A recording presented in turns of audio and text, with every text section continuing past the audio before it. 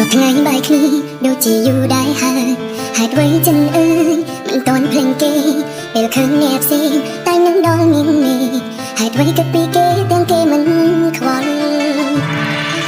នឹកឃើញម្ដងម្ដងតែភ្នែកក៏ហូរបេះដូងធ្ងន់ធ្ងរទីមទីរកខ្លីបើសិនជាអាចចង់បងវិលផាញ់ដីឲ្យអូនវិលវ័យក្បែរបងដូចមុនហើយបើយើងទៅជួបគ្នាហើយបើយើងទៅបាយគ្នានឹងគឺជាកម្មពីឲ្យយើងជួបគ្នាពេលខ្លីខ្ញុំដែលធ្លាប់អត់ចោះទ្រូងខ្លាចជាអ្នកដទៃមិនได้ផ្ដាច់និស្ស័យស្នេហាពួកយើងហើយអ្វីឲ្យយើងជួបគ្នាហើយអ្វីឲ្យយើងបាយគ្នាចង់តែសួរទៅមេគេតើអ្នកកំពុងតែអ្វីឲ្យខ្ញុំជួបហើយក៏ព្រោះតើឲ្យជួបធ្វើអ្វី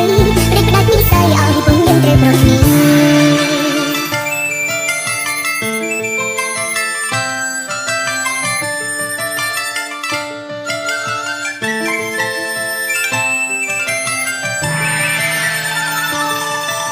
នឹកឃើញម្ដងម្ដងតែភ្នែកក៏ហូរបេះដូងធ្ងន់ធ្ងរទីមទីរកខ្លីបើសិនជាអាចចង់បងវិលផាញ់ដីឲ្យអូនវិលវ័យក្បែរបងដូចមុន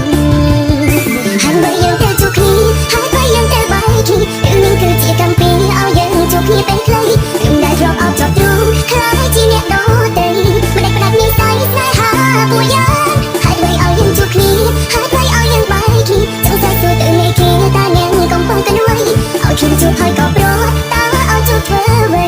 មិនได้ផ្ដាច់និស្ស័យឲ្យពួកយើងត្រូវប្រគ្នា